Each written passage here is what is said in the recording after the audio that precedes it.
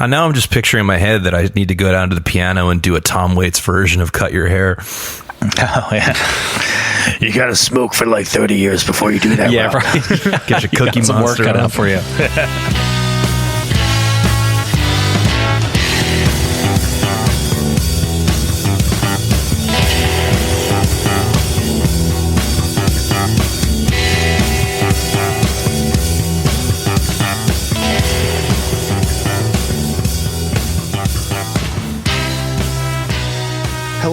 Hello, and welcome to another episode of 1001 Album Complaints. This is the podcast where lifelong friends, musicians, and guys who can find everything in the world to complain about get together to talk about albums from Robert Dimery's list of 1001 albums you must hear before you die. We're going to give some background on the artists leading up to the album, talk a bit about the recording, do some deep dives on tracks.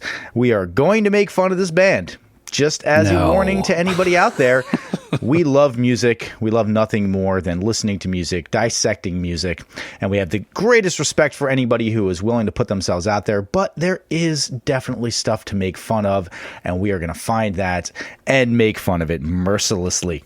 Because you are looking at the link right now, you know that today we are talking about the 1994 release from the band Pavement, Crooked Rain, Crooked Rain. Now, before we do our introductions and start getting into the background of this artist, we are going to give you a little bit of a taste of what we have been listening to this week. I'm going to start off with the first song on the album. It is a song called Silence Kid.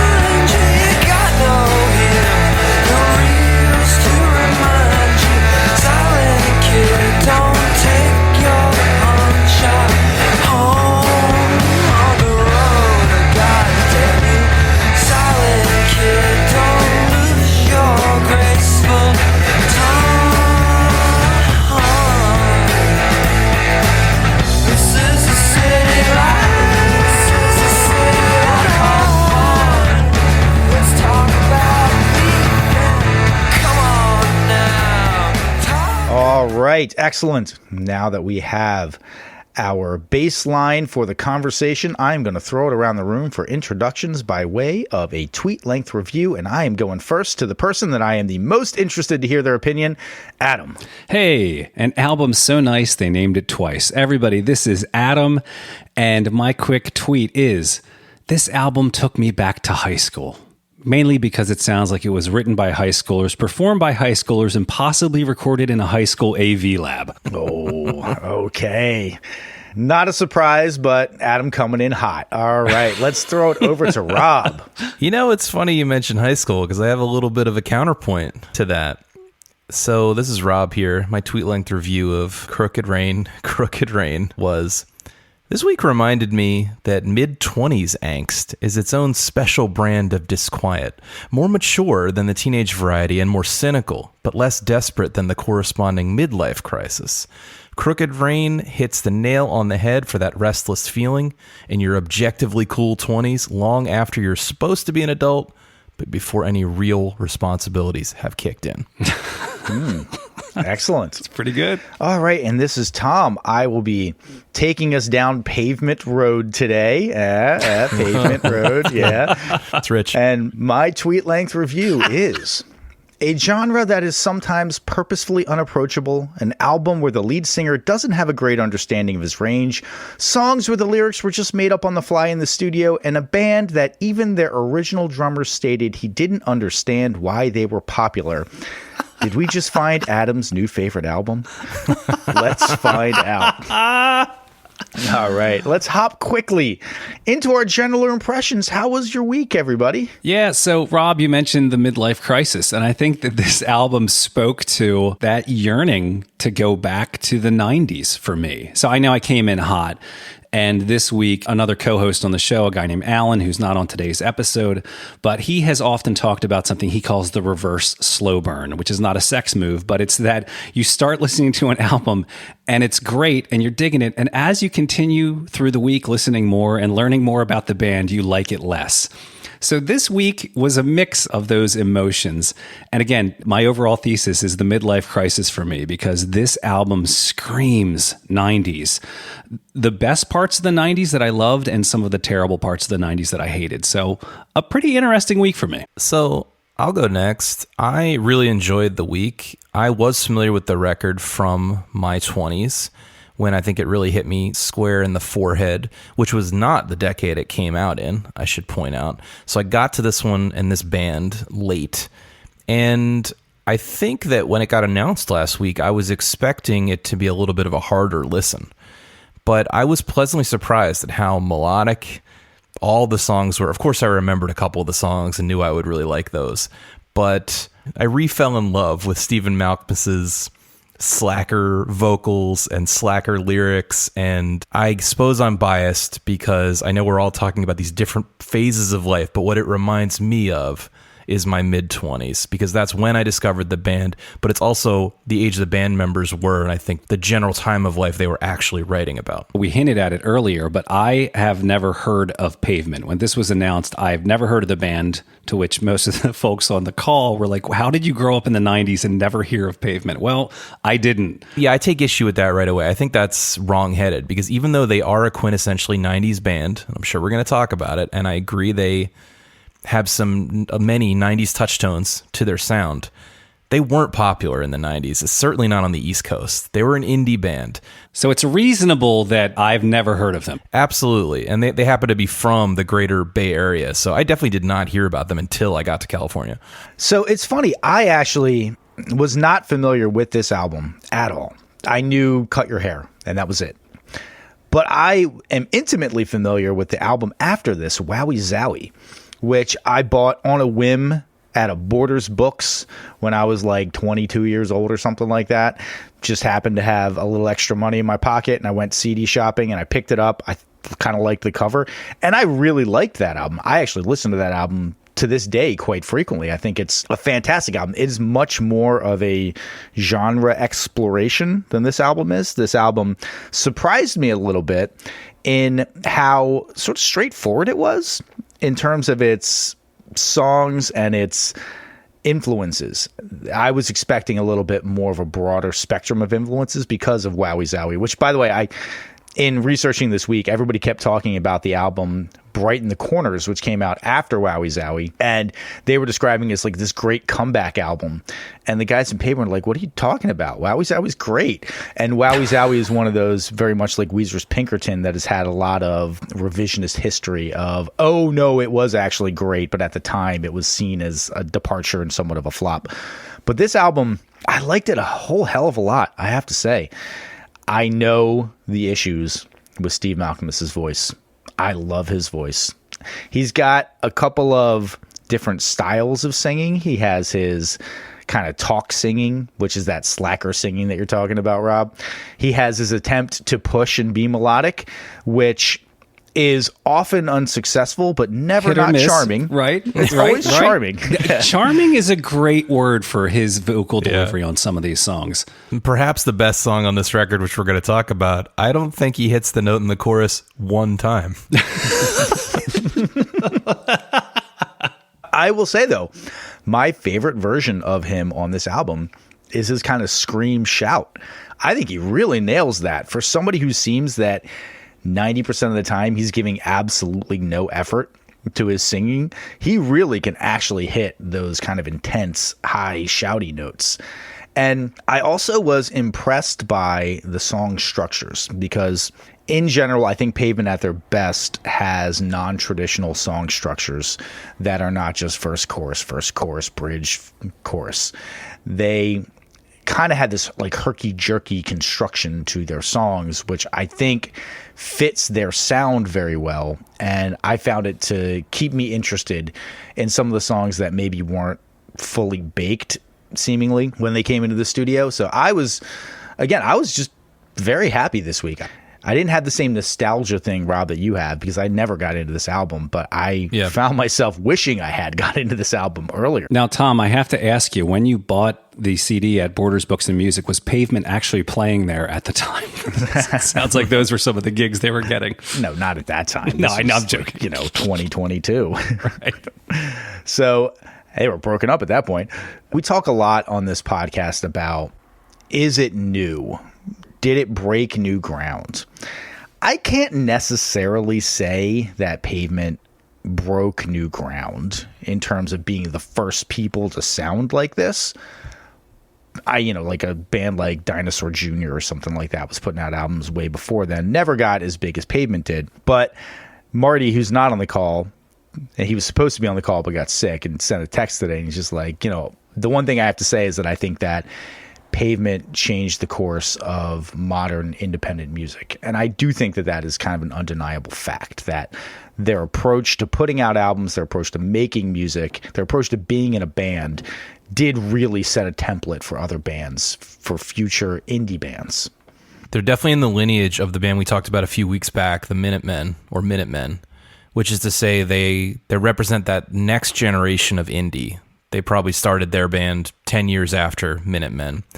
But that early set, we talked a little bit about as topic on that episode, which was those bands were some of the first to break away from the idea that you needed a major label backing you to have a following or to make records. You could instead do them on the cheap, and you could drive around and book your own tours, and you could sleep on the floor, and you could build a following that way and make your art. Pavement's definitely in that lineage, but they did come a little later. But I want to say something else, which is, and I think this will come up a few more times. Adam, I think you are going to have a harder time with this, in part because I know, and I suspect Tom knows as well, we've been listening to the descendants of Pavement for a long time. I hear so much of what became wildly more popular in the 2000s. I'm talking about the Shins. I'm talking about Grizzly Bear. I'm talking about, I don't know, the Decemberists. I just hear the echoes of anything you might deign to call indie from the 2000s or even from the late 90s on.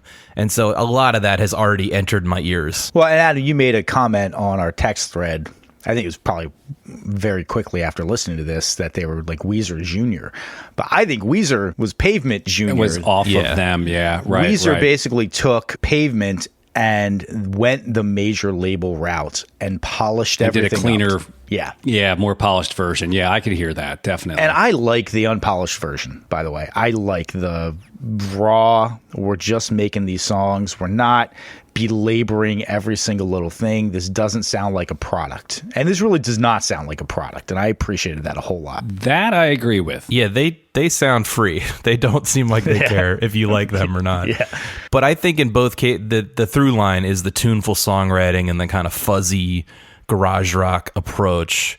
And I did have to check the dates. I'm sure you're going to give them to us later, Tom, but this did come out before Weezer's first album. Yes. In addition to the fact that it is Pavement's second album, right? Yes, it is Pavement's second proper album. They had some EPs, and their history is oddly unremarkable in the individual events that happened. And yet, as I am learning about their history and reading through this story and trying to put together a narrative, the whole time I'm just sort of like, how the fuck did you guys get famous? Like, it sounds like things just started happening. They didn't try. Right. It was almost by accident. I don't know how they got as famous as they did.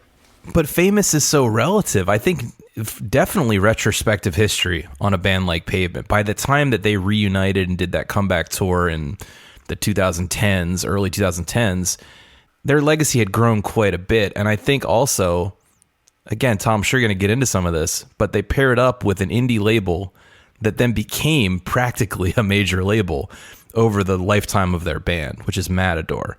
And so as that second generation of indie, I think they just rode a very successful wave of some of those small record labels becoming the dominant hip force in music. Yeah, I agree. And we are definitely going to dive into the history of Pavement. But first, we are going to hit our By the Numbers segment. I got a few numbers for you here, people. The first number is 100,000. That is the amount of money that Matador, an independent record label, insisted that Pavement spend on a music video for this album to make it quote-unquote MTV quality.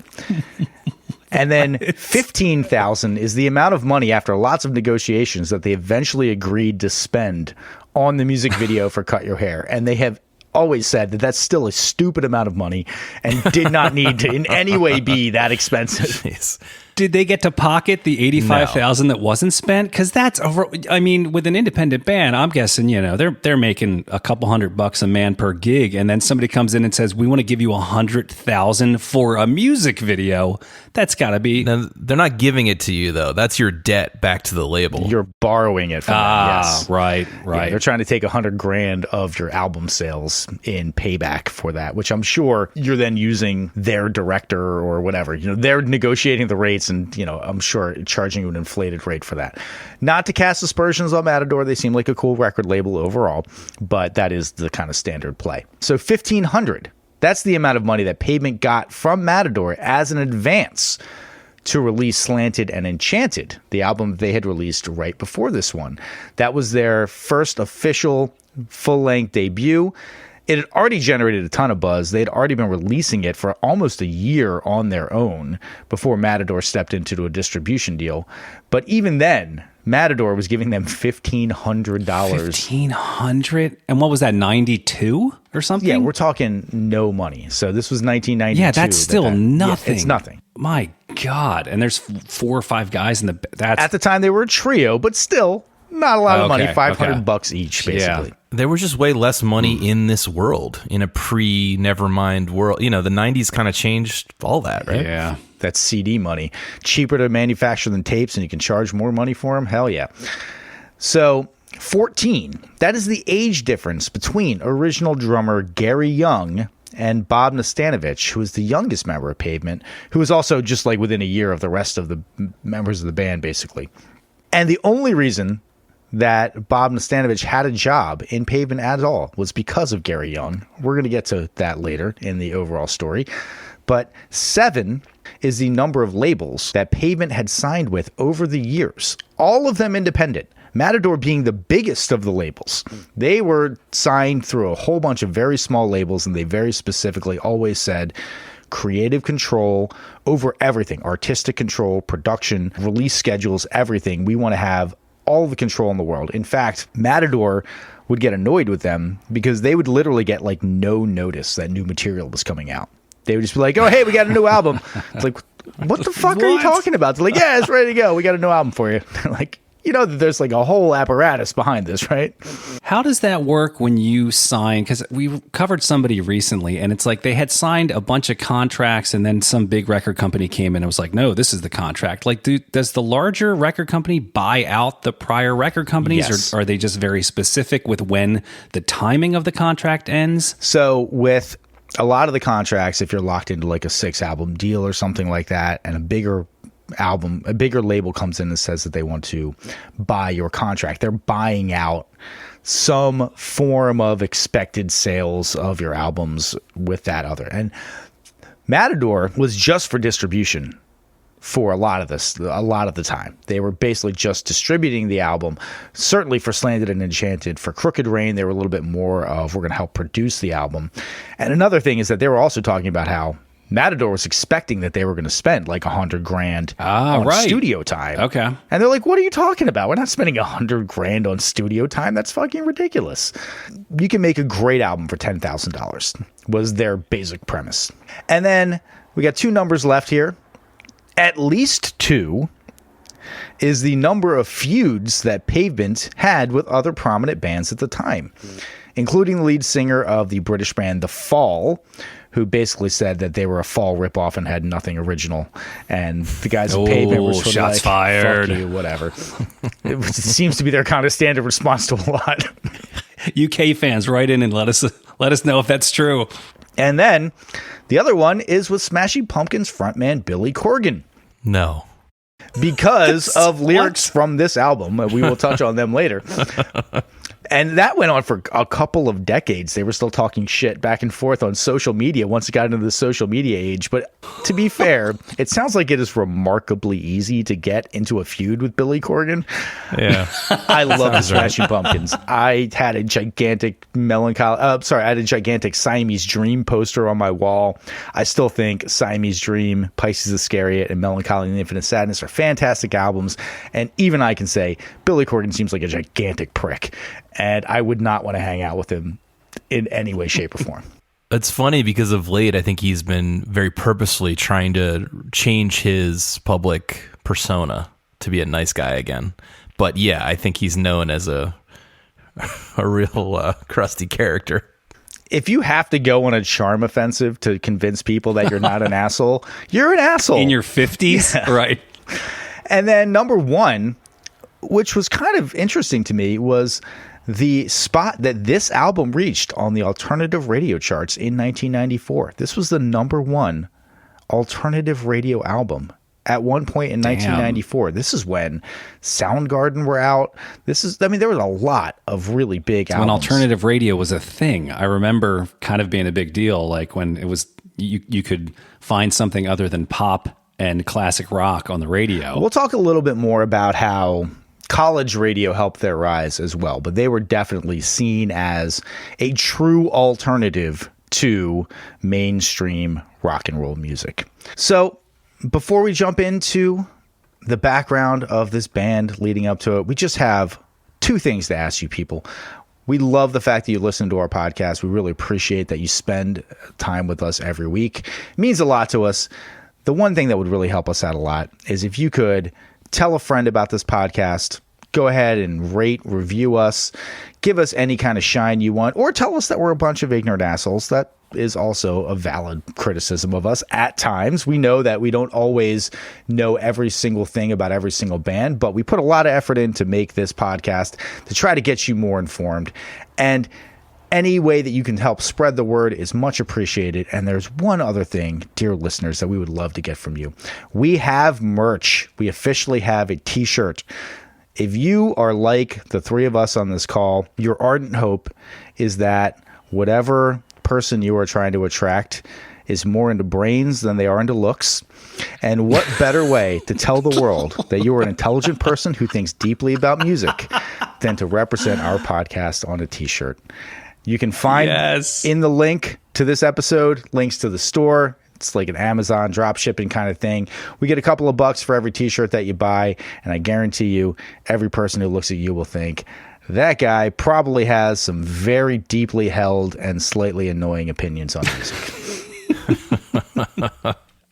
The shirts are really soft too. I bought 3 so far, so they're quite lovely. Adam swaddles himself in them before sleep. I do. All right, so let's get into the band Pavement. Story really starts in Stockton, California, with Steve Malcolmus and Scott Canberg. I think you meant scenic Stockton. Oh, yes. Lovely scenic Stockton, which is not like the third most dangerous city in California or anything like that these days. Sorry. That joke was a little over Adam and probably our listeners' heads, but Stockton's not a desirable place. No. Okay, thank you. I was wondering. You know what? A lot of MMA fighters come out of Stockton, if that tells you what Stockton's like these days. But back when they were growing up in Stockton, it was kind of more just like a farming community type of thing. They are friends from about 10 years old. They played soccer together. Actually, it might not be accurate to say that they were friends from 10 years old, because to hear Scott say it, Steve was the neighborhood brat and Scott was the neighborhood bully. And so Steve would make fun of Scott and Scott would beat up Steve. But they played soccer together. They kind of knew each other. And they eventually form a band called Bag O' Bones and begin playing what is described by them not even by other people, by them, as a New Order, REM, Echo and the Bunnyman ripoff. That's how they describe their own band, which, hey, listen. At least they were honest. Yeah, right. They know what they're doing. When you're just starting out, you got to rip some people off. That's the way it works. You got to emulate to start. That's right. So they're friends. They're playing in Stockton. Steve Malcolmus has the fantastic idea, I should get the fuck out of Stockton, California, and decides that he's going to go to the University of Virginia and study history, which he probably could have picked a better major. Not a lot of jobs at the history store, but he made it work. While he's at the University of Virginia, he becomes a DJ at the local radio station for the college, which, Rob, Adam, looking back, we all went to the University of Delaware. We could have easily had radio shows if we wanted to. Why didn't we do that? Oh, absolutely. Yeah. The world was as content starved as it is now. Especially that 3 a.m. slot, that coveted 3 a.m. college radio slot. Listen, there were lots of people up and smoking weed at that time that were really looking for new music, all right? I would ask you this, Tom. When, if ever, did we listen to the college radio station in college? WVUD. I listen to Curtis B's Mixed Vegetables sometimes. That was a good show. The Demonical Cyclonical, man. True. Yes. Our friend's show. Yeah, exactly. But it's not your friend's show. Yes. Some people listen to it, I am sure. But either way, he becomes a DJ at the college radio station, and there he meets several people. Most importantly, Bob Nastanovich. But he also meets Yo La Tengo's James McNew, which I found to be quite interesting. And he also meets David Berman, who would later front the Silver Jews. He is a total indie rock scene guy, one of those people who was later touted as being hugely influential, but nobody heard of him at the time of his life.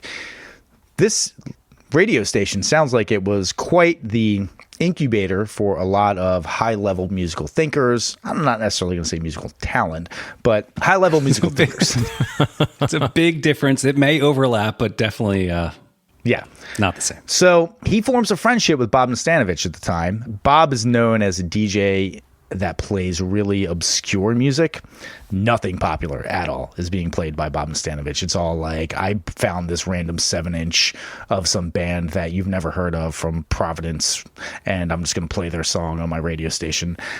Steven is playing a little bit more progressive rock type of stuff, but they do form a friendship, and Steven then is going back to Stockton over the summers and hanging out with Scott Kannenberg, and bringing back this influence that he has of this weird music that Bob Nastanovich is introducing him to. So he has always had a progressive rock 70s Jimi Hendrix style of musical background, but he's now adding to it some of the more experimental music that he's hearing from Bob Nastanovich. And Scott Kannenberg is also working at a used record store, so he's getting exposed to a whole bunch of new and weird music at the time, and it really sounds like this is a very formative period in their lives where they are breaking out from this more mainstream classic rock and roll style that I think every kid kind of gets that education at some point. You hear Jimi Hendrix, you hear The Doors, you hear Led Zeppelin, Pink Floyd, and stuff like that. And a lot of people never get past that. And it sounds like these guys sort of were supercharged into a more out there way of thinking just by virtue of the people that they were coming into contact with. So, and explicitly going out and trying to find the weird stuff, the unheard stuff. Right? Well, it sounds like not necessarily they were trying to do that. It's just the environments that they were in. Like, he had a friend just falling in their lap. You know, Bob Nastanovich is just like, here's a whole bunch of weird shit. And so it's like, oh, this is really crazy. Scott Kannenberg is working at a record store, and a bunch of weird shit's coming in. And you work at a record store, you're playing music constantly. You're not just going to have the same 5 records on repeat all the time. You're just finding random shit and playing it. But it does sound like it gave them kind of a crash course in alternative music education at the time. So he's going back to Stockton in the summers, and they're trying to get some projects off the ground. They're making music together. Eventually, as they described, they're getting drunk one night and just writing random lyrics and making some random songs, and they make a recording of a couple of songs, do a couple of singles, and they decide, hey, maybe we can get a project off the ground. They find a local Stockton studio that they can work in, which also happens to be run by the drummer Gary Young, who's much older. He's a punk drummer from the Stockton scene, so he was a well-regarded guy in the Stockton scene. and they go to him and say, hey, like, we want to record some songs. These eventually, with Gary Young on drums, because it was just 2 guitar players at the time, with Gary Young on drums, they eventually record a bunch of songs that they packaged into an EP titled Sleigh Tracks 1933 to 1969, already going with just unapproachable names. They're just like trying to throw you off the scent right away. 1933, what the? Yeah. So they record this in a couple of days, and I have a couple of different versions of this story, but I'm going to go with the one that Scott Canterbury says, which is that when Steve was in Europe for like an extended trip, kind of wandering through Europe, Scott decides to package up this and call the band Pavement and get a 7-inch pressed. Now, this story sounds incredible. And by incredible, I mean maybe not credible. But to hear Scott describe it, this gets somehow into the circulation of a bunch of different kind of underground places. Somebody from the band The Christmas Gift, which is a British band that I've never heard of, that was on tour in the United States. It somehow gets into their hands, and it makes its way over to John Peel. And John Peel, legendary BBC radio guy, likes it, starts playing some of it. Scott says that the first time that Steve Malkmus heard this 7-inch was when he was in a record store in Austria, and it was being played in the record store. And he was like, that's my band. How the hell do you have my band? That's where it sounds incredible to me. It does not sound credible you're right, if that actually happened. Yeah, that's right. How long was he in Europe? Wandering that continent.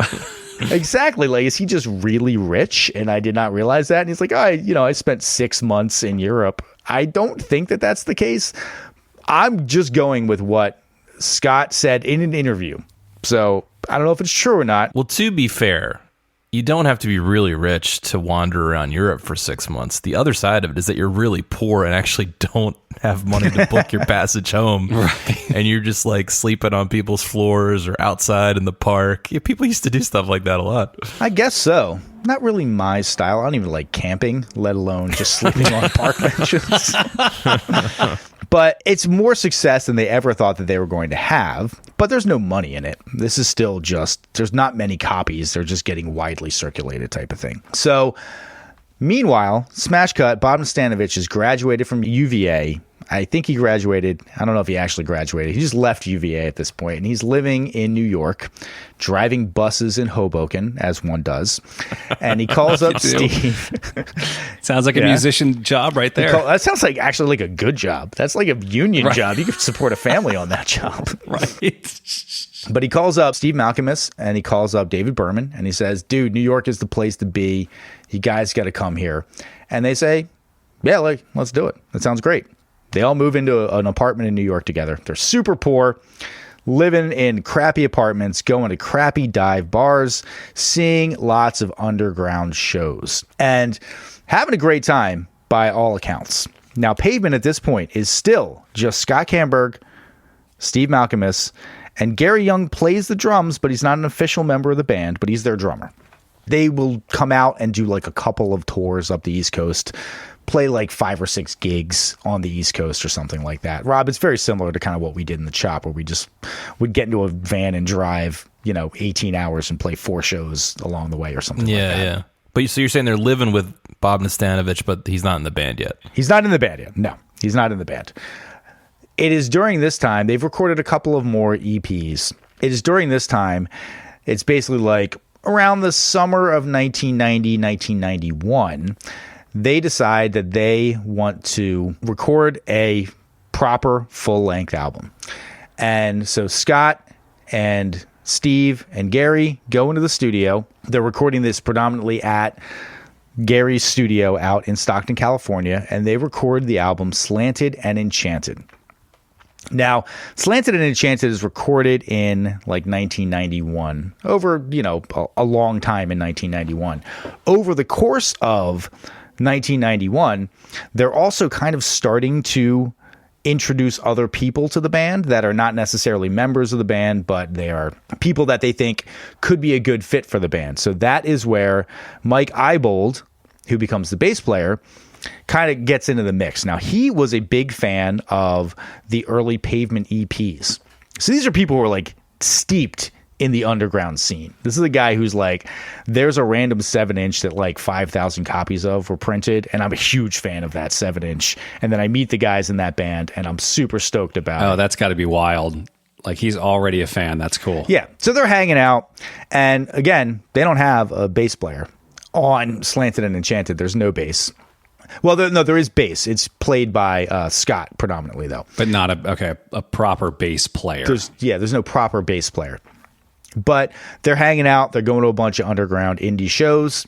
And they basically, over the course of 1991, before Slanted and Enchanted is released officially by Matador, distributed by Matador in 1992, they basically make Gary a full-time member of the band. They bring in Mark Ibold and Bob Nastanovich. Now, the whole reason that they bring Bob Nastanovich into the band is because Gary is an alcoholic, and he is very unreliable to the point where he will just wander off the stage in the middle of shows, ruin shows, just absolutely be a madman, but also think that he's doing entertaining things. There's lots of footage of him like trying to do headstands on stage while the band is trying to play. That was him. Because I saw some live clips and I was like, what is that asshole? Like, I thought it was somebody from the crowd that came up and they didn't want to be mean and like beat the crap out of the guy. No, that's the drummer, the bedrock of the band, doing that at the time. He would also do shit where like he'd like get it going like they were going to do the big kick in and they just wouldn't do it. And then he'd get him going for the big kick and they just wouldn't do it. And I think he thought it was funny and interesting, but they were not fucking happy with it. So they brought Bob Nastanovich in and they said, you are an assistant timekeeper / multi-instrumentalist. Wow. Timekeeper. Yeah. So this is like, again, this is like summer of 91 that they've recorded this, and it is getting a lot of, again, underground distribution. There's no record label behind it with a big distribution deal or anything like that. It's getting a lot of underground distribution, but very much like another band that we discussed on the podcast and was mentioned earlier, REM, they were riding the college radio wave. I wonder if Steve Malkmus's connection to the college radio world had anything to do with that. I mean, this does kind of scream college radio, but it also sort of kind of defined college radio at the time. So I don't know if it was a chicken or and the egg thing, but yeah, it's a good point. I think the connection to radio, I mean, like REM, right? They're the other band I most associate with the concept of college radio, and they came from a college town. Yeah. That can't be disconnected entirely, right? Sure. But the other thing that they said is that they were apparently the darling of fanzines. Now, for all of our, Gen Y people, zines were a thing back in the day where people would just make their own magazine and use a photocopier and print a whole bunch of them up and staple them and put them in a record store or something like that would be distributed essentially for free. It was a weird time in America, but zines were a big thing. It was a big thing through the 80s and into the 90s, yeah. Yeah. So if you are ever making content, and trust us when we say this, people, when you're making content, you're starved for fucking content. And so you need people to write about, and you're always having to search for new things to write about. And Pavement became one of the things that a lot of the people in the zine community latched onto and wanted to write about. I think also their overall aura and persona fits very well with that zine out of the mainstream kind of culture. The people with zines aren't going to write about the Smashing Pumpkins. That's just ridiculous. Why would you do that? They have an entire apparatus behind them that is already promoting them. A band like Pavement, we've talked about this before. If you feel like you discovered them before other people, they have that sort of like, this is my band type of feeling to them. Sure. And you get very territorial about it and you want to promote it and you want them to be popular. But not too much. Yeah. When they get popular, you get super fucking annoyed. Right. But it's also because they have this early meta approach, this like self-aware songwriting thing that makes it all, there's a remove that they have from the stuff. And so they're engaging in the craft of songs and music, but they're also a step removed from it and kind of poking fun at it. Yeah, I would say that that's true. All of this seems very wink, wink, like you said, a lot of self-awareness and a lot of not necessarily disdain, but a lot of feelings of superiority for the things that other people like type of attitude. That really explains a quote that I heard in an interview, and I forget who said it, but one of the guys said, "You don't have to play to make it music." Wait, what? What do you mean? It doesn't. Are you just describing a still life photograph at that point? It's like, you don't need to play, man. That's just what the mainstream wants you to do. What? I do think this is a legitimate beginning to modern hipster culture. Anyone you might have called a hipster in the last 20 years, I think it's based on this approximate image of what that means. Well, it's funny. Steve Malcolmus in an interview was basically like, well, what did we have as suburban kids? We weren't Black Sabbath. We weren't working class. We weren't New York hipsters. I was like, hold on a second. Well, you moved to New York. You're all living in an apartment, right? In an underground band that zines are fawning over. You're the absolute definition of a New York hipster. I'm sorry. And guess where you move next? So, it's 1991. They've recorded Slanted and Enchanted. They're not making any money, but Slanted and Enchanted is a critical darling, I have to say. This album has gotten so much praise, and it's not a bad album. I like the album. I listened to the album basically this week in preparation for it. I hadn't really listened to it much before. I'd heard it a couple of times, but it is lauded as the beginning of a movement. It is lauded as a fresh sound. I know that we hate this organization, but in 1999, Pitchfork said that it was the third best album of the 90s. That's ridiculous. The 1990s, the entire decade of the 1990s. That's insane. That's a statement. I think I would agree. I mean, I think that album is definitely less palatable than the one we listened to this week. I think that's pretty safe to say. This one's a lot easier to like. Would you agree, Tom? Oh, yes. Absolutely. So maybe that is in fact what they are commenting upon, but I'll give them credit for being early. It does sound like the 90s in quotes. So, they're a little bit ahead of the curve there. I get what they're saying, but certainly. But there is this, it's hard to listen to, therefore it makes it better vibe that I really don't like. I saw Thurston Moore from Sonic Youth said that the reason that he bought their first EP 7-inch is that the record store clerk described it as pretty good but borderline unlistenable, and he said, that sounds like that's for me. Well, that does not sound like that's for me at all. Yeah, I would have to agree with you. Yeah, but some people, they want stuff that they put on and everybody else is turned off by, and they can explain to you why it's great and why you just don't appreciate good art. Anyway, so Slanted and Enchanted has been recorded. It's now being distributed by Matador Records. Sells 100,000 copies officially. However, apparently, Matador said that most of the sales came through catalog sales, which were not necessarily in-store purchases, and therefore they were not recorded as sales in the way that they actually recorded sales numbers at the time. So Matador estimates that like 85% of their sales were actually through catalog sales. And so we got 100,000 official, but Matador is saying that that is only 15% of the total.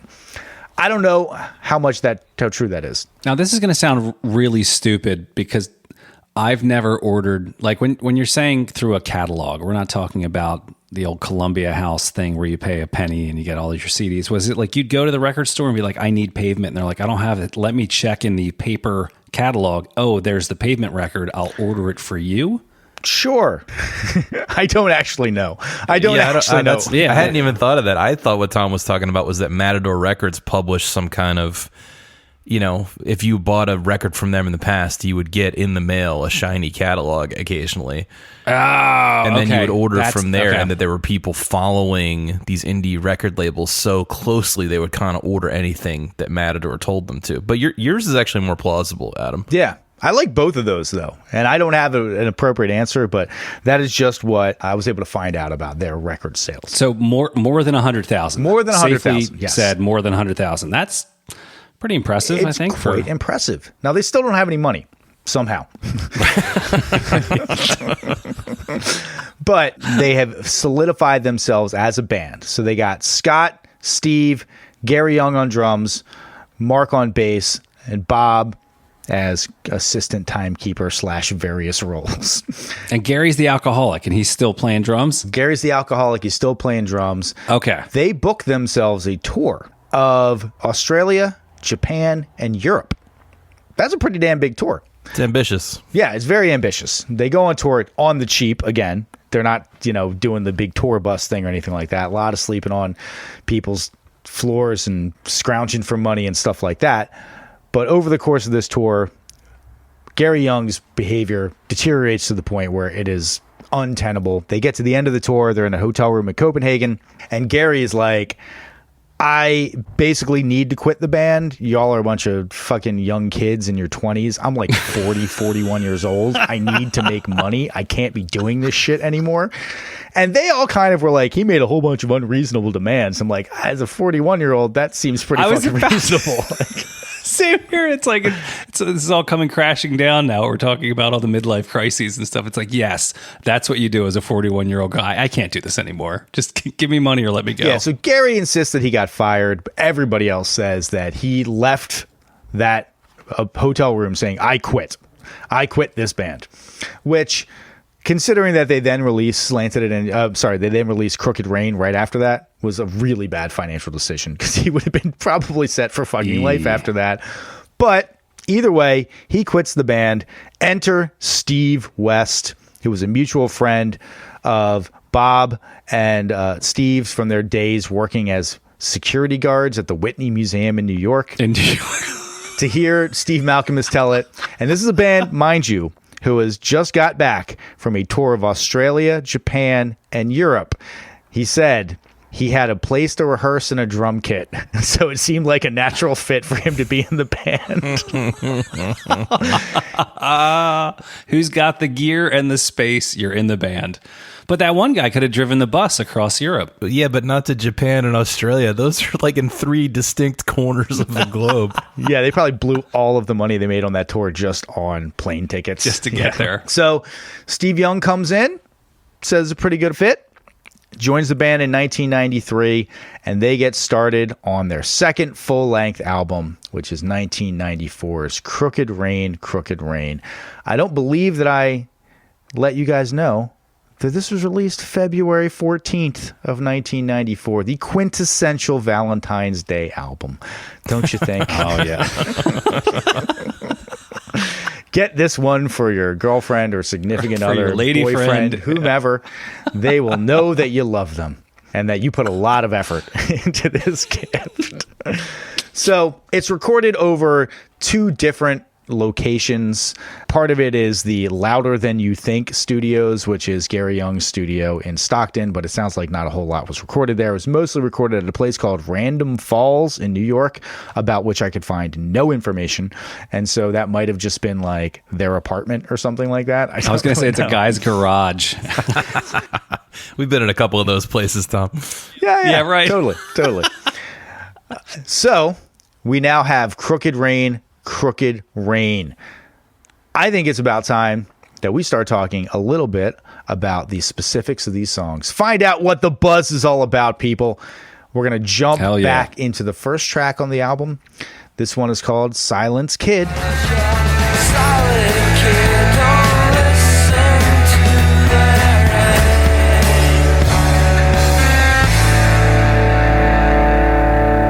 hand me the drum stick, snare, kick, blues, call on myself. In the spotlight, ecstasy.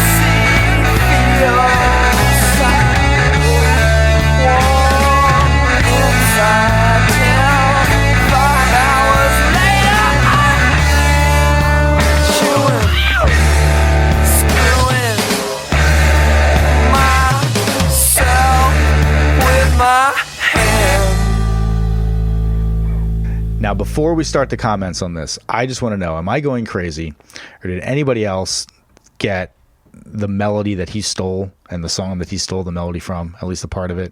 Am I the only one who thought that? I didn't get it. I had a reference to Jeremy, but anyway. Yeah. I thought he stole the melody from Buddy Holly's Every Day.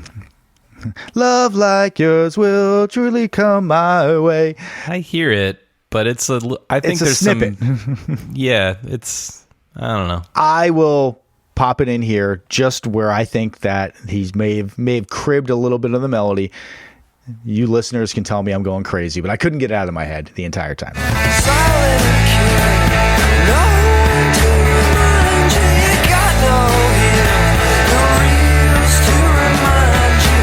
Silent kid, every day it's a getting closer, going faster than a roller coaster. However, let's get past that. Let's talk about the actual song. What'd you guys think of this song? I love it. I think it's great. Good table setting. My initial run through, kind of that fall apart thing that they do in the first 5 seconds. Obviously, it's supposed to, they're in the studio, they're getting ready to do the take, and then it comes in. I thought it was a little corny, but I dug it once the actual song came in. But yeah, I dig this tune. I was going to comment on the opening as well, because I think normally that stuff really doesn't age well. But I think they set it up really nicely and then land to pay off the song. So I can accept you just putting your noise, up front on the record. Like normally I don't care for that, but I think in this case it works. Well, it depends on what you're going into. If you're going into something super clean and highly produced, then your random fucking studio noise doesn't make any sense. One could argue that they have blurred the line between random studio noise and songs over the course of their career. Yes. And so it does kind of blend together very well. But I agree. I really do like this song. And it's definitely letting you know what you're going to get on the album in a positive way. I think that, again, at their best, they have this kind of non-traditional, like herky-jerky construction. And I like how the song kind of falls apart at the end and then has that sort of hand me the drumstick, snare, kick type of thing. That's really cool. Oh, yeah. I like that part, too. I like how the vocals are synced with the drums. It makes me it reminds me of being in a rehearsal room and kind of writing with the drummer in the room as opposed to coming up with parts on the fly. There's a nice tie-in. But it did bump me that when he says snare, kick, they're reversed of what the drums are playing. I didn't notice that. That's hilarious. It was funny. After your Weezer comment, Adam, I was thinking about the career of Weezer and the career of Pavement and how Pavement has always just been about 2 years ahead of Weezer. And this song particularly, I think, presages a whole lot of stuff from Pinkerton, where Rivers Cuomo talks about being in a band and being kind of famous and popular, but having no real connections with other people. And he talks about masturbating a whole lot and how hollow being famous is. And this song ends with him basically saying, I'm on stage and I'm being adored and it's fantastic. Smash cut to 5 hours later and I'm alone in my hotel room, lonely and jerking off. And that is, I think, what most of Pinkerton ended up being about, which I found to be again, just a very nice, you could see the influence reverberating through popular music, which was cool. Yeah.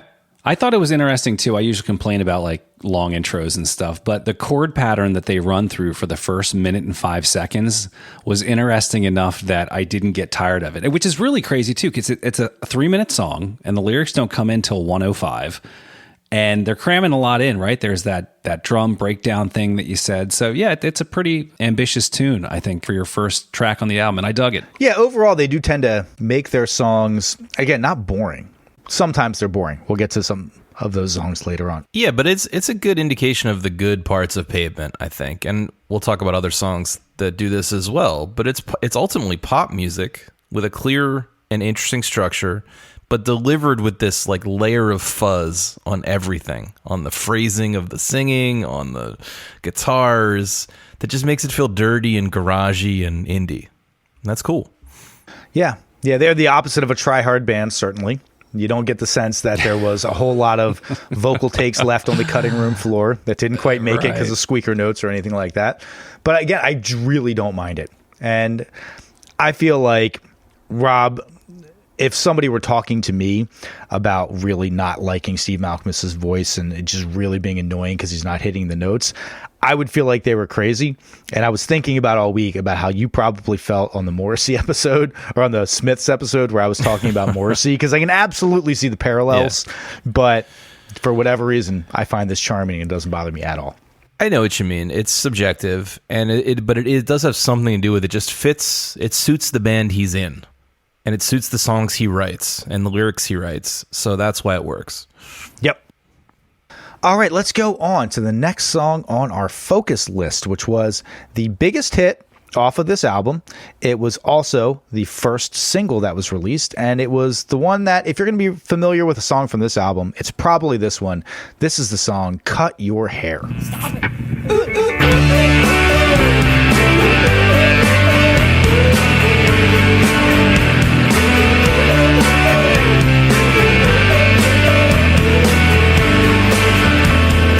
Darling, don't you go and cut your hair. Do you think it's gonna make him change? I'm just a boy with a new haircut, and that's a pretty nice haircut.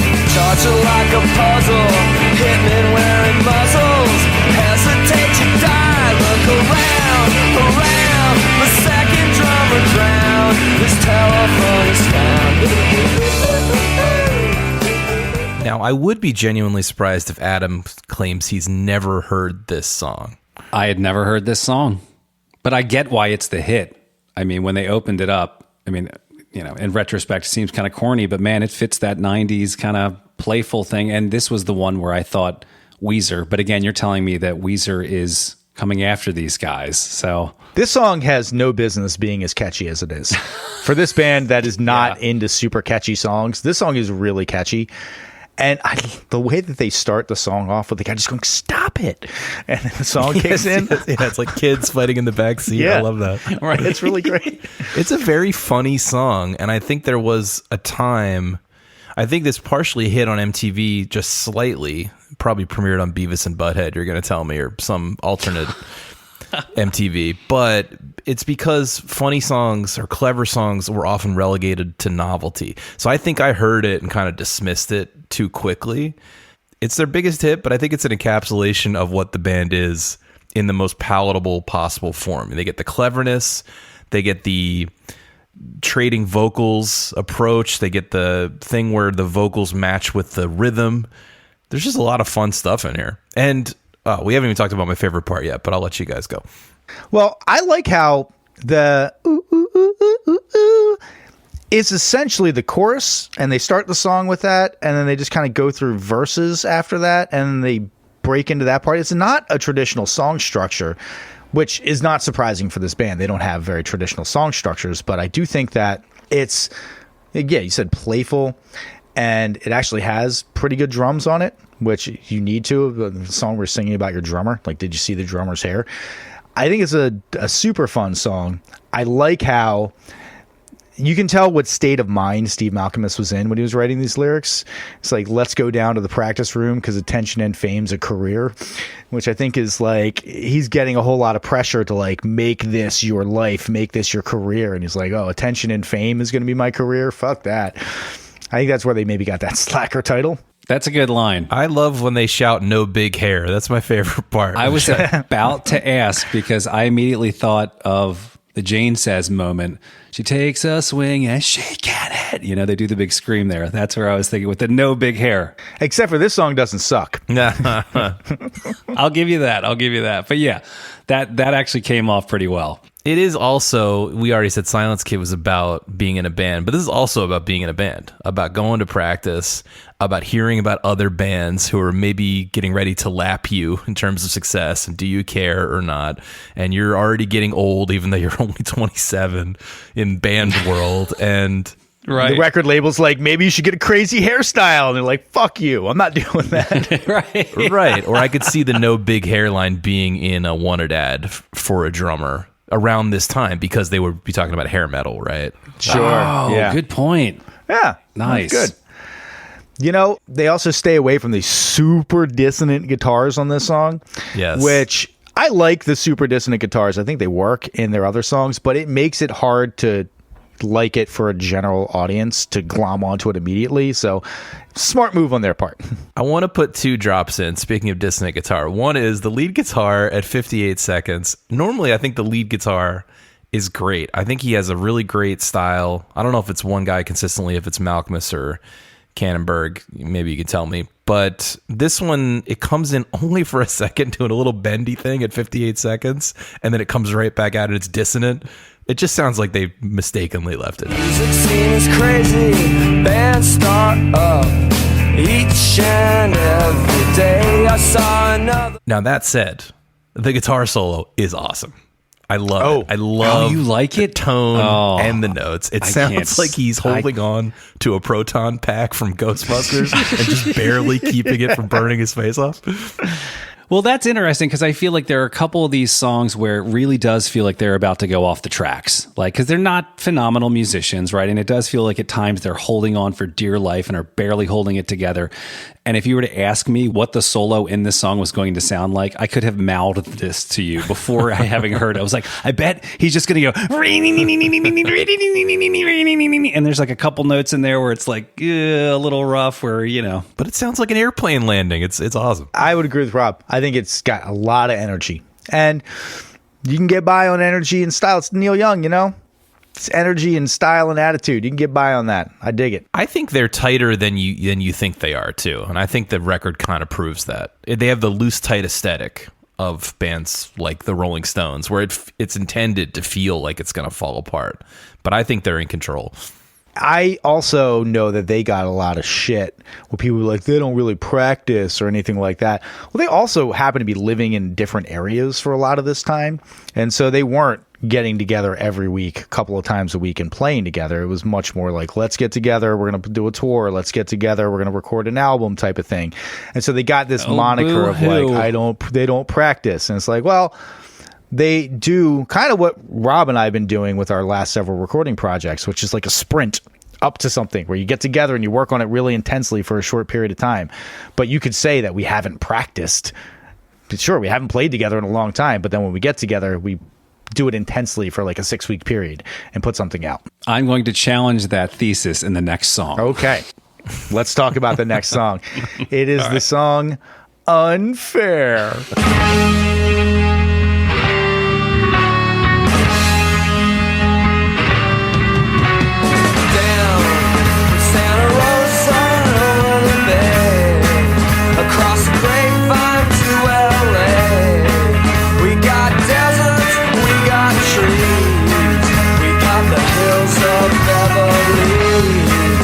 Burn the hills of Beverly.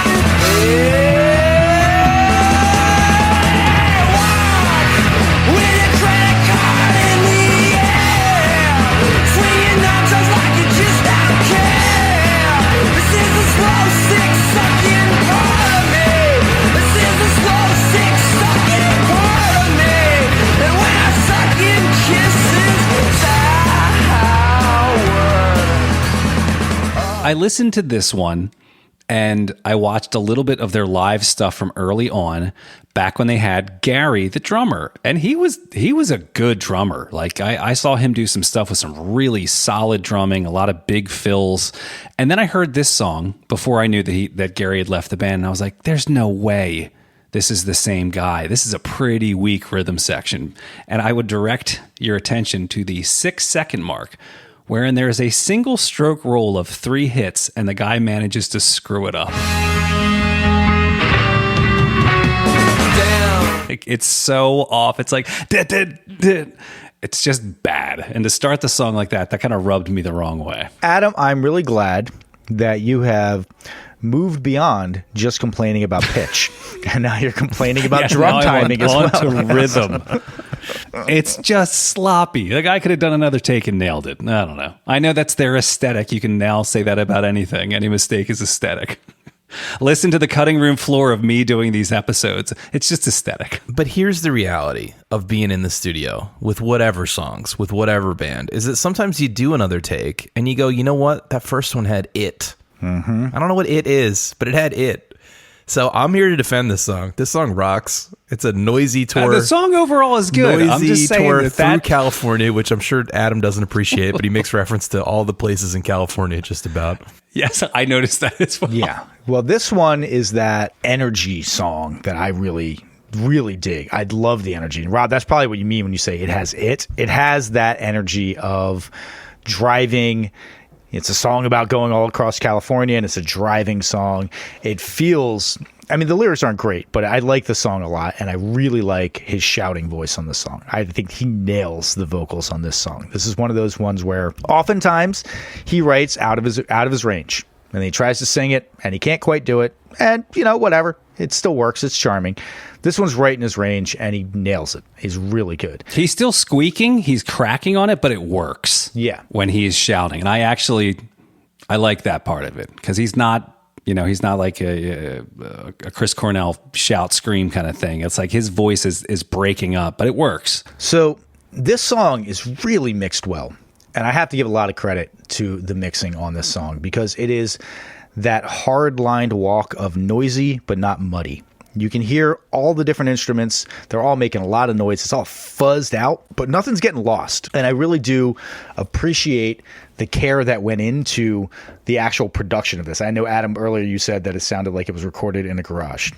I disagree with that. I think they were going for a garage aesthetic, but this is clearly a professional endeavor going for a garage aesthetic as opposed to it just sounds like shit that someone was recorded in the garage. Like, I recorded a song over the weekend for our fantasy football league where I was talking shit on all the other people and how much I hate them. And I listened to it. Use of your time. All right. It was a great use of my time. My wife and kids were out for a Friday night. I had nothing to do. It was great. It's the best 2 hours I've spent in the last month.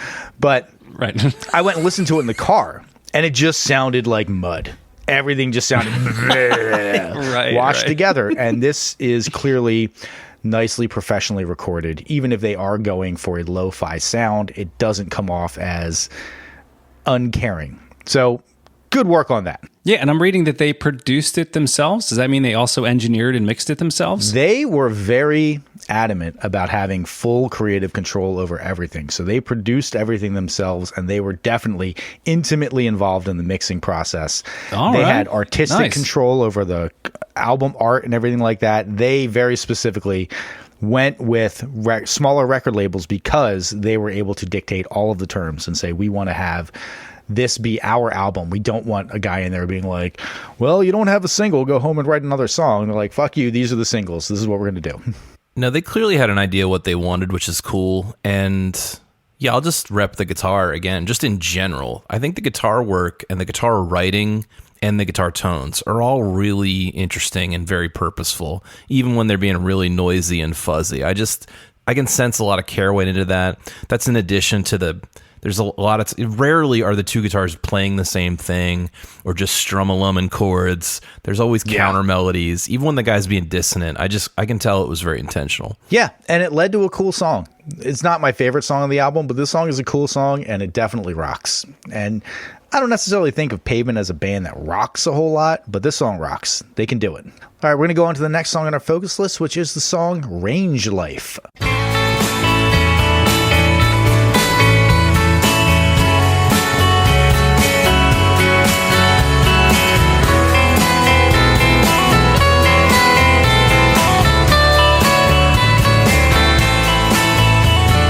After the glow, the scene, the stage, the set, talk becomes slow, but there's one thing I'll never forget. Hey, you gotta pay your dues before you pay the rent. Over the turnstiles and out in the traffic, there's ways to live, and it's the way I'm living. Right or wrong, it's all that I can do, and I wouldn't wanna let you be. I want a range life. If I could settle down, if I could settle down, then I would settle down. I want a range life. If I could settle down. Which is also about being in a band. I'm noticing a lot of lyrical consistency here. That's rad. Listen, this is my favorite song. This song, Little country John. yeah, dude, I love it. It really spoke to me when I was, 23 or whenever it got to me. I've always wondered, I guess Tom's going to tell us about that feud now, but I always wondered if it was playful ribbing of the Smashing Pumpkins and Stone Temple Pilots because they were on tour with them, or real shit talking. I'm not really sure. So to hear Steve Malkmus say it, it was playful ribbing. Billy Corgan clearly did not see it that way. But to give you an idea of why it might have been genuine shit talking, apparently later on he would replace other bands with Stone Temple Pilots or Smashing Pumpkins, bands like Counting Crows and the Spice Girls. So I'm really doubting that it came across as like, no, I really respect what you're doing here, just like the Spice Girls. But yeah, I think that was more of a statement of they had gone through a lot of effort.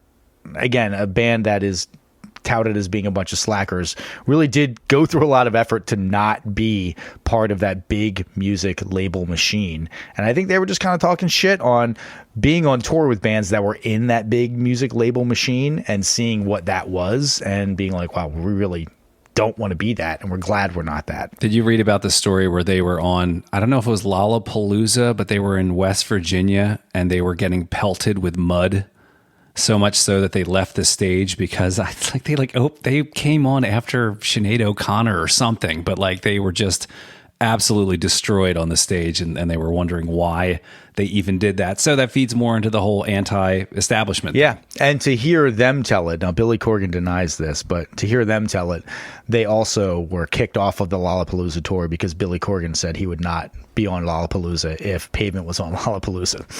Damn. What a character. Yeah. Again, if you need to do a full court press image rehab, it's not for a misunderstanding. It's because you're actually kind of a dick, and people have just caught on. Okay, I just want to say why I think the song is great. I think clearly it's a simply constructed song. It has country vibes, as Adam said, but it's just really well executed. It feels very sincere. I particularly like the verses and the verse writing. To me, that just really, he creates images in a really easy, brief way that put those images in my head and made me feel like that was the soundtrack to my life.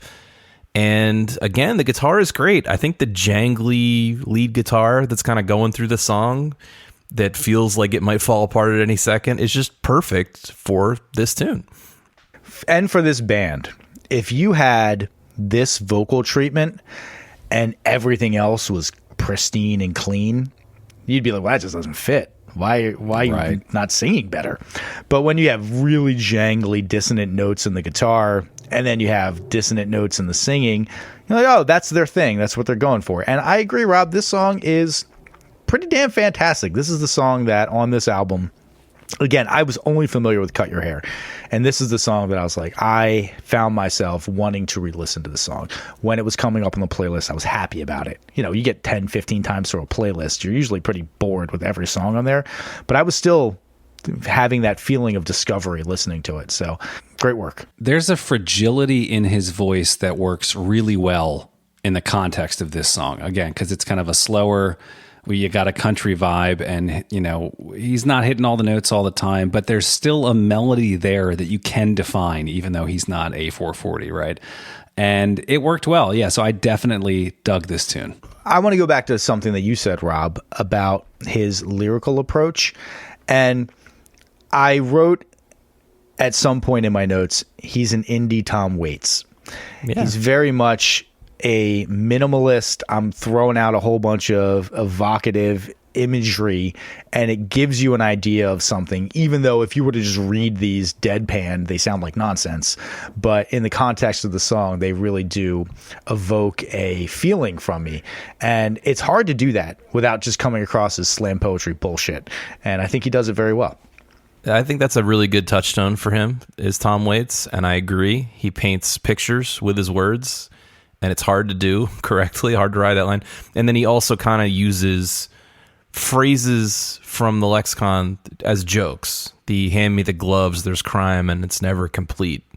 You know, like little lines like that where he's just like trying to be clever in amidst painting this picture of what's actually going on.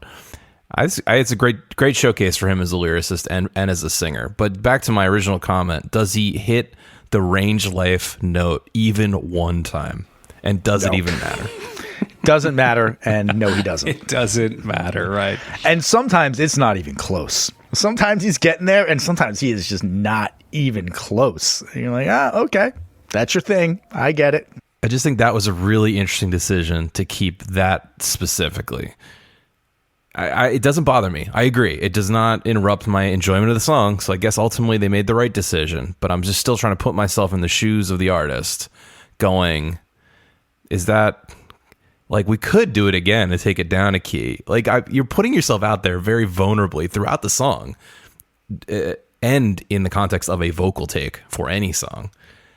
I don't know. I guess I'm just still surprised, even though ultimately I guess it was the right decision.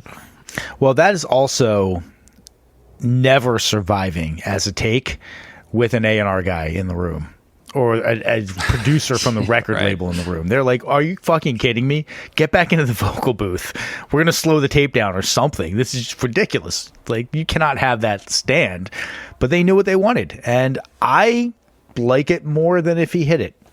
I really do. I like it more than if he hit it right. Because it's a song that's longing. And it's a song that has a feeling of unfulfillment in it, I guess. And that works particularly well. It's almost why, I've talked before about how, based on the Steve Earle episode, I have a love of Townes Van Zandt, who does not have the best, most precise voice, but it's got a lot of character. And for that type of music, sad ass country music, it works really well. And this is kind of sad ass country music. Yeah. And now I'm just picturing in my head that I need to go down to the piano and do a Tom Waits version of Cut Your Hair. Oh, yeah. You got to smoke for like 30 years before you do that. Yeah, Rob. right. Get your Cookie Some work Monster cut on. out for you. All right. Let's get the last song we're going to talk about played here. This is the song Hit the Plane Down.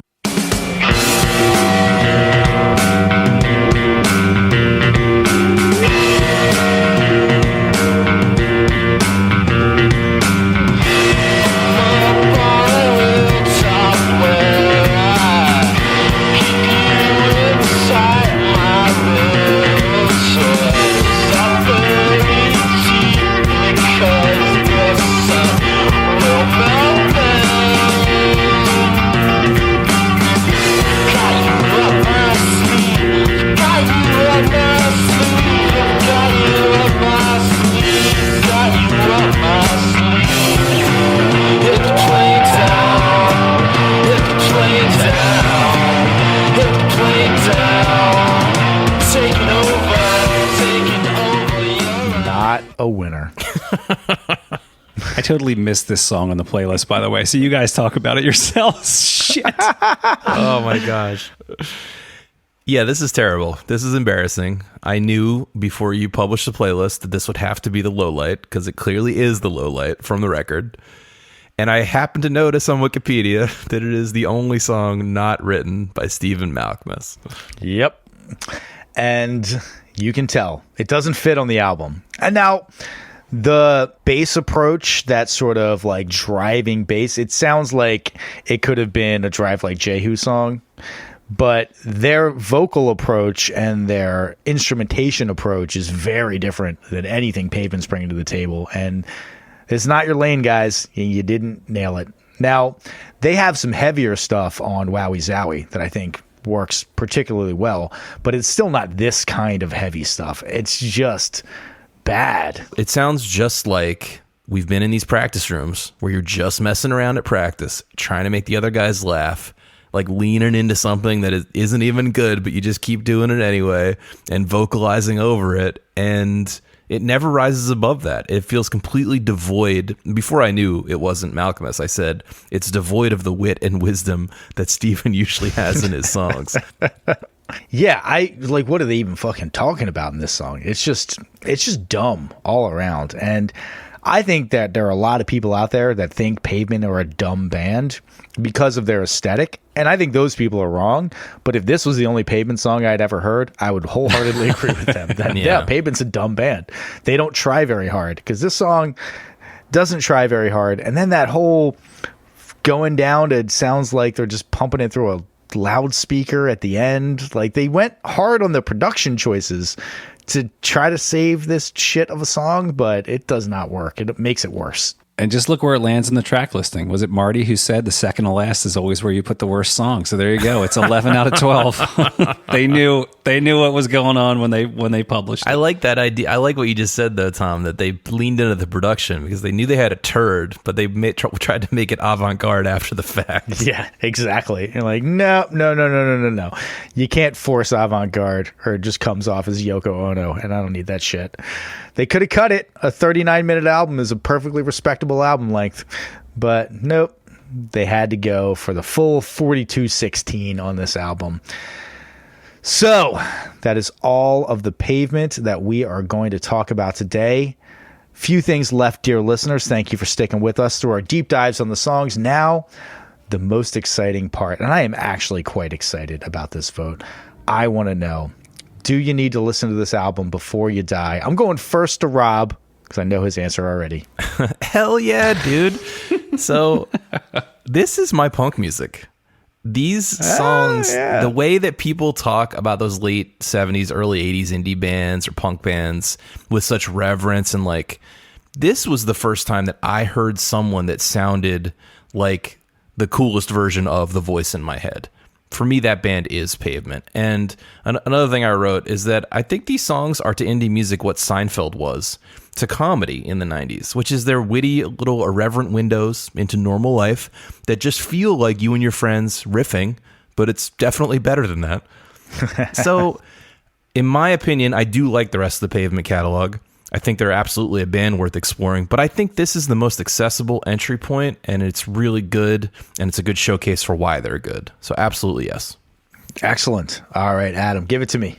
Sure. So the more I listened this week, I did find that I was discovering more and more melody in these songs, and I get the aesthetic they were looking for.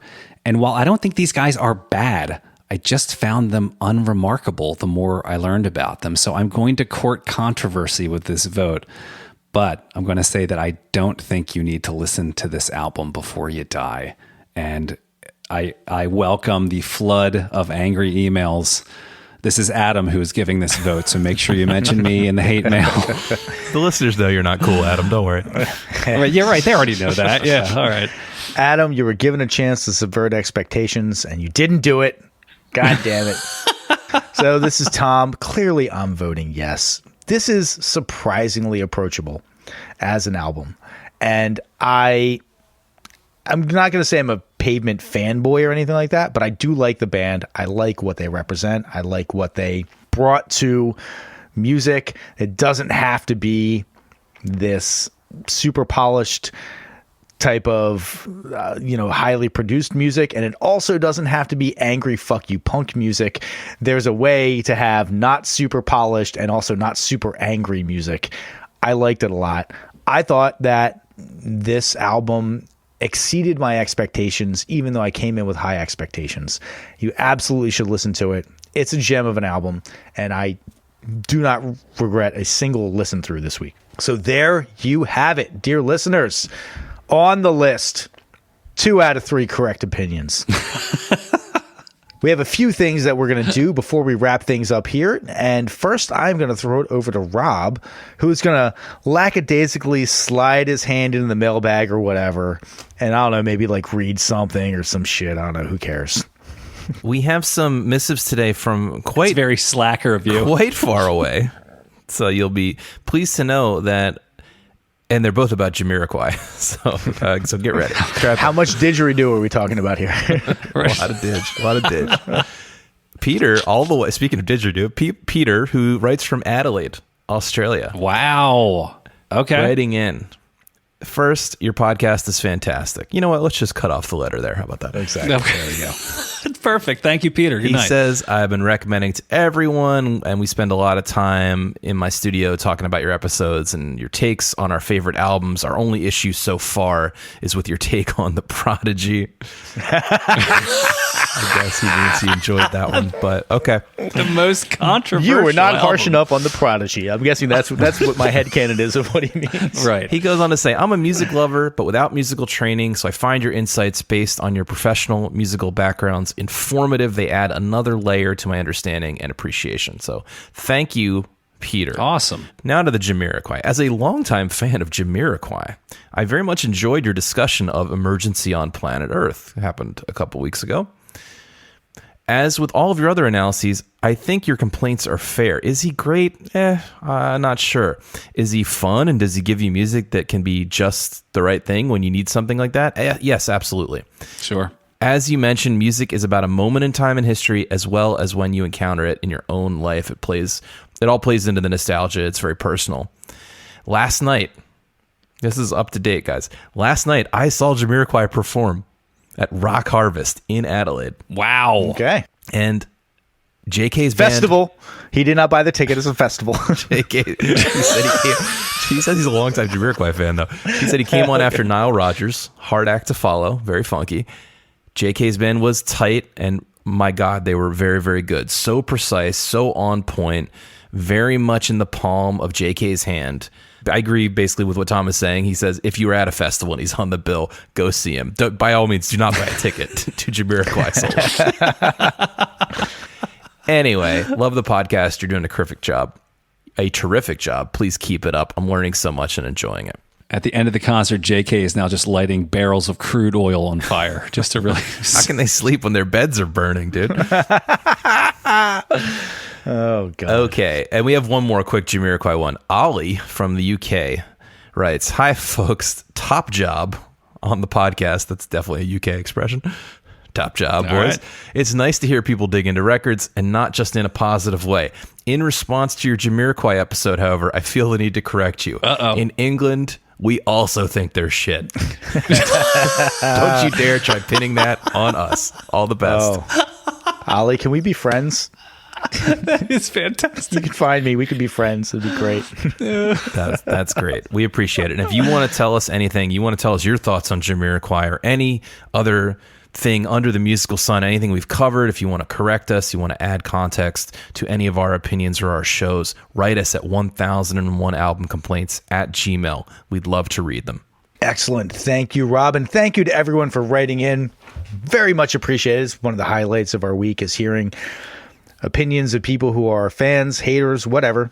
We're here to learn. We always want to try to find out some more context. So thank you for writing in, and thank you to everybody for sticking around for the most exciting part of the episode, which I guess is kind of sad if I'm saying that's the most exciting part of the episode. It comes like an hour and 15 in, but here we go. We're going to get our homework assignment for next week. And as you all know, we are in the midst of Listener Request Month for November. It's Thanksgiving here in the States, and we are giving back. So what are we going to do? We're going to listen to your listener requests, and we have a big one here. This is one of those sacred cow bands that we talk about all the time. Your votes came through loud and clear. You wanted to hear us talk about Steely Dan, and we are doing Can't Buy a Thrill.